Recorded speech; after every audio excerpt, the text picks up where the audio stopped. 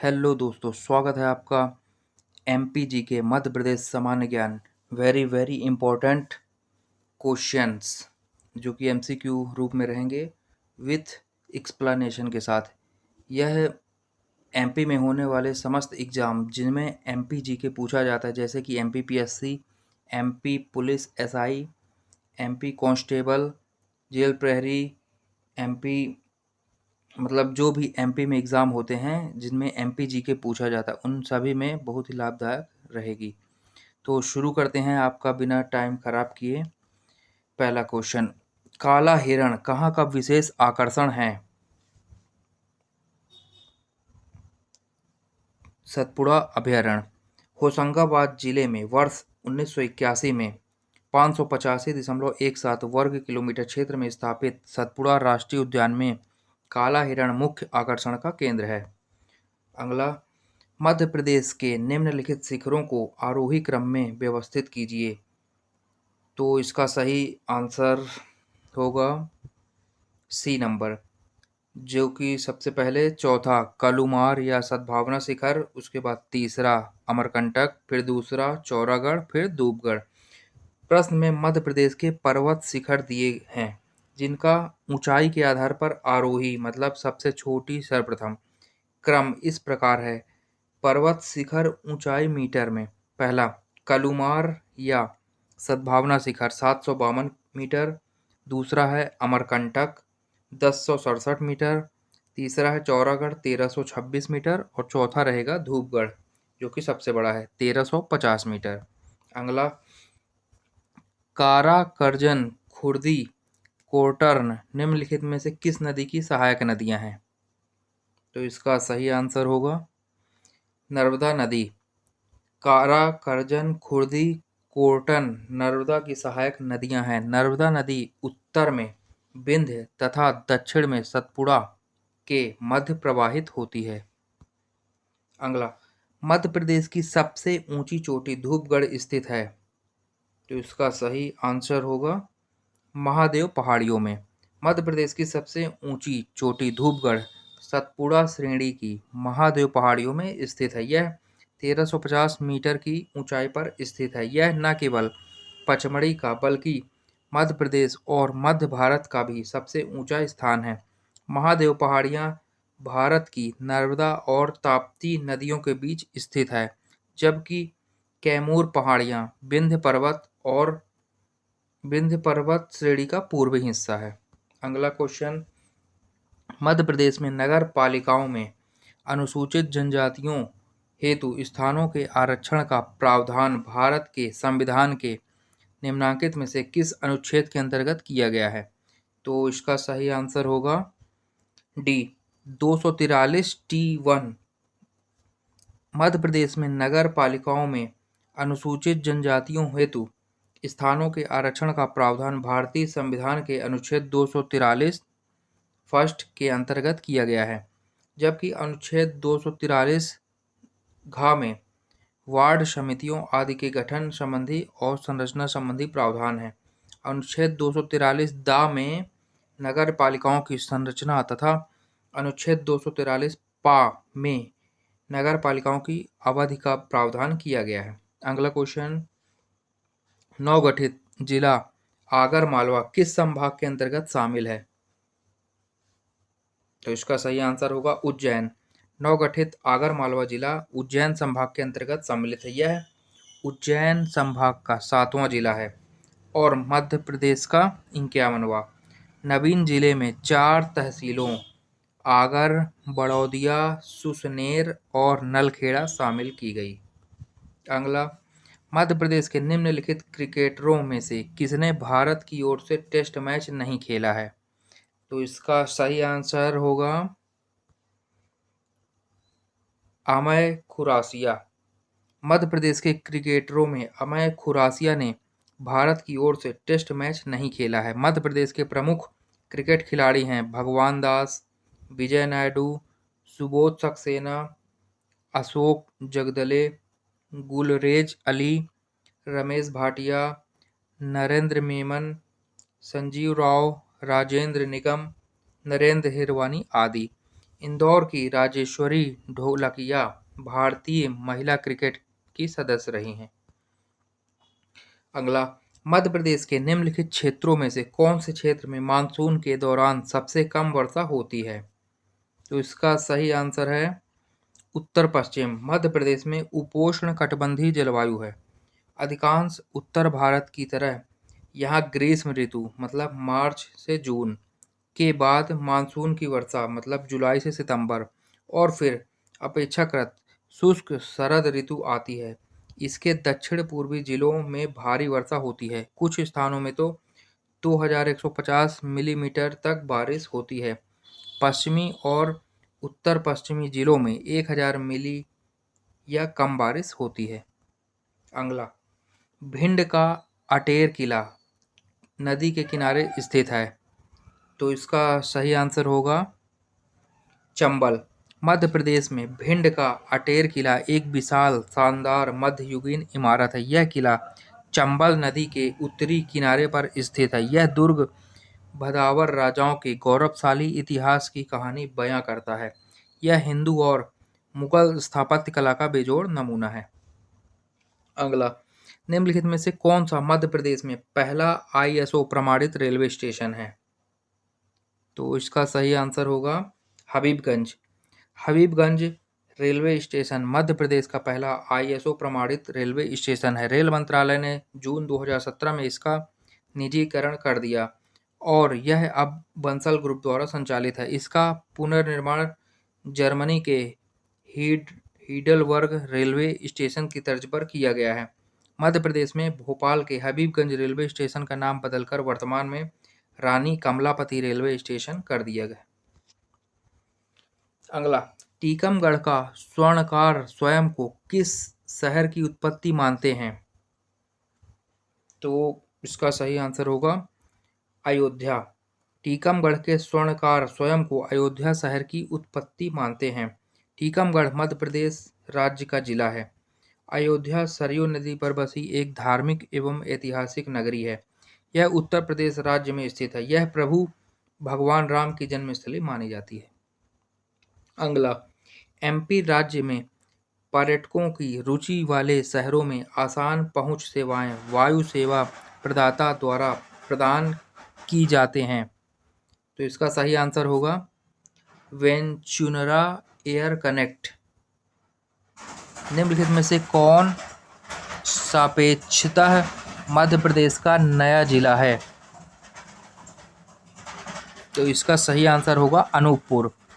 अनूपपुर मध्य प्रदेश राज्य का एक जिला है जो मध्य प्रदेश को छत्तीसगढ़ राज्य से मिलाता है। यह जिला 15 अगस्त 2003 को शहडोल जिले से अलग हुआ था।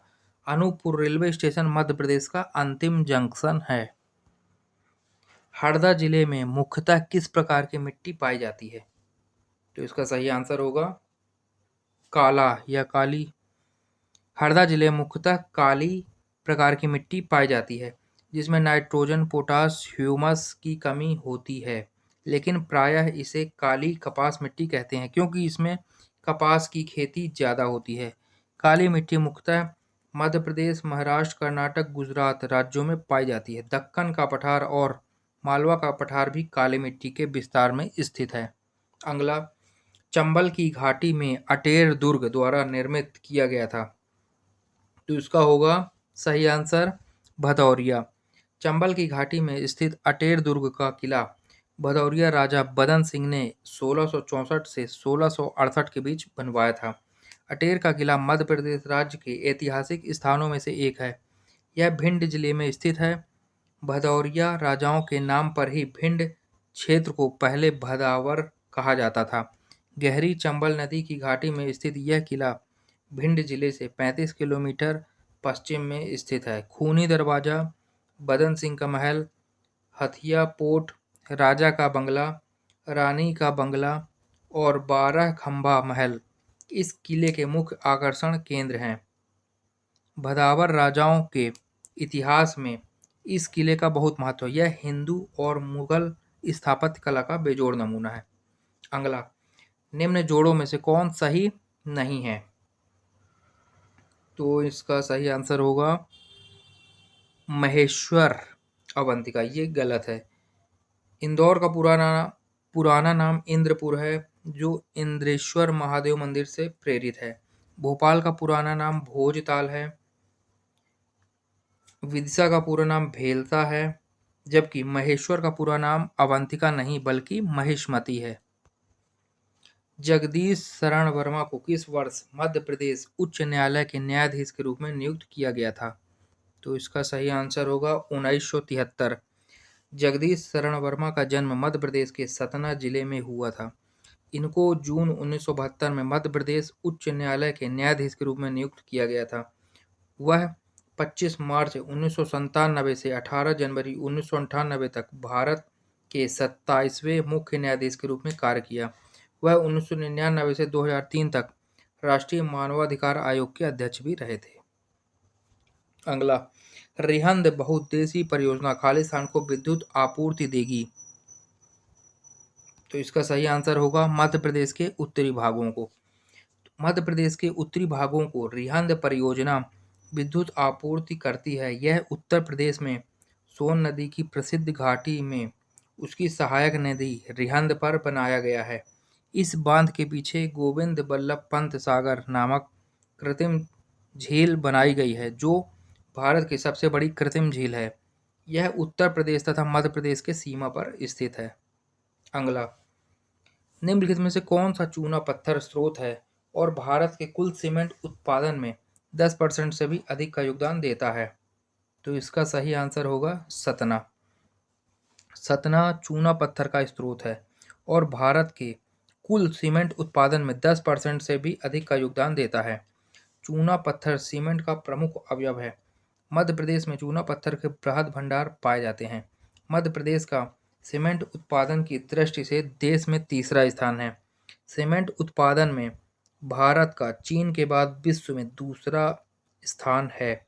राज्य में सीमेंट कारखाना 1922 में एसोसिएट एसीसी सीमेंट कंपनी द्वारा वानमौर मुरैना में स्थापित किया गया था।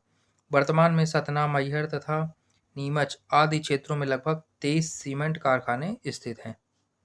अगला, टाइगर राज्य किसे घोषित किया गया है? तो इसका आंसर होगा मध्य प्रदेश।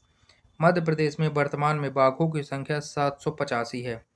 मध्य प्रदेश में कान्हा किसली, पेंच, बांधवगढ़ तथा पन्ना राष्ट्रीय उद्यान को राष्ट्रीय प्रोजेक्ट टाइगर में शामिल किया गया है। इसी कारण मध्य प्रदेश को टाइगर राज्य घोषित किया गया है। अगला, मध्य प्रदेश में नगर पालिकाओं में अनुसूचित जनजातियों हेतु स्थानों के आरक्षण का प्रावधान भारत के संविधान के निम्नलिखित में से किस अनुच्छेद के अंतर्गत किया गया है? तो इसका सही आंसर होगा 243(1). मध्य प्रदेश में नगर पालिकाओं में अनुसूचित जनजातियों हेतु स्थानों के आरक्षण का प्रावधान भारतीय संविधान के अनुच्छेद 243 नंबर फर्स्ट के अंतर्गत किया गया है, जबकि अनुच्छेद 243 धा में वार्ड समितियों आदि के गठन संबंधी और संरचना संबंधी प्रावधान है। अनुच्छेद 243 दा में नगर पालिकाओं की संरचना तथा अनुच्छेद 243 पा में नगर पालिकाओं की अवधि का प्रावधान किया गया है। अगला, ग्रामीण क्षेत्रों में पुरुष और महिला की जनसंख्या का सबसे अधिक अनुपात वाला जिला मध्य प्रदेश में कौन सा है? तो इसका सही आंसर होगा राजनांदगांव। जनगणना 1991 के अनुसार राजनांदगांव में स्त्री पुरुष लिंगानुपात 1000 पुरुष पर 1012 स्त्रियां थीं। 2011 की जनगणना के अंतिम आंकड़ों के अनुसार सर्वाधिक लिंगानुपात बालाघाट, जो कि 1021 स्त्रियां 1000 पुरुषों पर हैं, एवं न्यूनतम लिंगानुपात भिंड 837 जिले में है। नोट: दुर्ग, राजनांदगांव वर्तमान में छत्तीसगढ़ राज्य के अंतर्गत आते हैं। निम्नलिखित में से मध्य प्रदेश की कौन सी नदी 3 राज्यों में प्रवाहित होती है? तो इसका सही आंसर होगा माही। माही नदी मध्य प्रदेश, राजस्थान और गुजरात 3 राज्यों में प्रवाहित होती है। इसका अपवाह क्षेत्र 34,842 वर्ग किलोमीटर है। इसका उद्गम मध्य प्रदेश के धार जिले में विंध्याचल पर्वत है। अगला, मध्य प्रदेश ऊर्जा विकास निगम को कंपनी निगमित किया गया था। तो इसका सही आंसर होगा कंपनी अधिनियम 1956 के तहत 25 अगस्त 1982 को मध्य प्रदेश ऊर्जा विकास निगम लिमिटेड को 25 अगस्त 1982 को कंपनी अधिनियम 1956 के तहत एक कंपनी के रूप में शामिल किया गया था। इसका मुख्य उद्देश्य गैर परंपरागत ऊर्जा स्रोतों को बढ़ावा देना एवं ऊर्जा संरक्षण करना था। अगला, मध्य प्रदेश कितने कृषि जलवायु क्षेत्रों में विभाजित है? तो इसका सही आंसर होगा 11। मध्य प्रदेश को 11 कृषि जलवायु क्षेत्रों में विभाजित किया गया है, जो निम्नलिखित है। छत्तीसगढ़ के मैदान, छत्तीसगढ़ का उत्तरी पहाड़ी क्षेत्र, कैमूर पठार और सतपुड़ा पहाड़ियाँ, मध्य नर्मदा घाटी, विंध्य का पठार, गिर क्षेत्र, बुंदेलखंड सतपुड़ा पठार, मालवा का पठार, निमाड़ के मैदान, झाबुआ पहाड़ियाँ।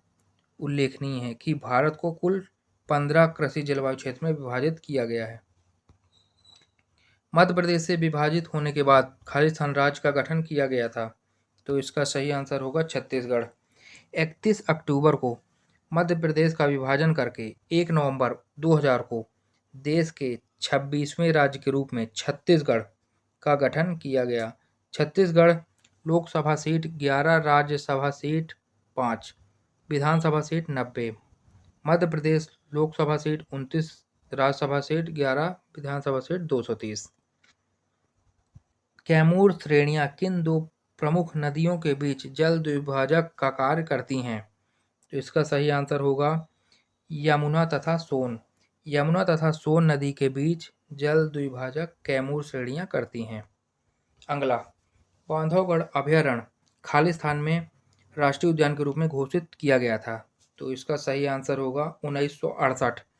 बांधवगढ़ अभयारण्य 1968 में राष्ट्रीय उद्यान के रूप में घोषित किया गया था। उमरिया जिले में 32 पहाड़ियों से घिरा वर्ष 1968 में स्थापित बांधवगढ़ राष्ट्रीय उद्यान 624 वर्ग किलोमीटर में फैला है।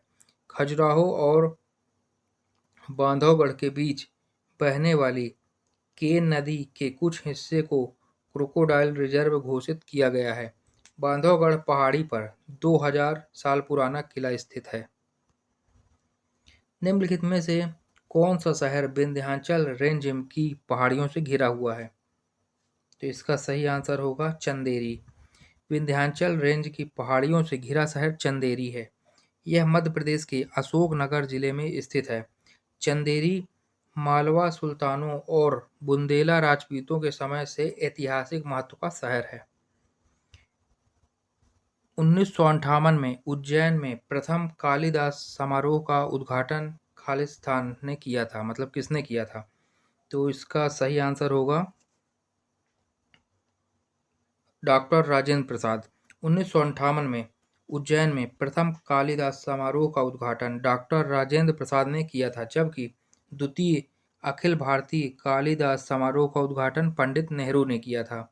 कालिदास समारोह प्रत्येक वर्ष उज्जैन में आयोजित किया जाने वाला एक 7 दिवसीय समारोह है। तो दोस्तों, यह मध्य प्रदेश जीके का बहुत ही इम्पोर्टेंट सीरीज का पार्ट फर्स्ट है। इसी तरह आगे भी यह सीरीज चलती रहेगी। पार्ट फर्स्ट है ये, पार्ट फर्स्ट के बाद पार्ट सेकंड, पार्ट थर्ड, ऐसे आगे आते रहेंगे। अगर आपको करंट अफेयर्स के वीडियो चाहिए तो कमेंट बॉक्स में आप बता सकते हैं, वो भी बहुत जल्द लाए जाएंगे।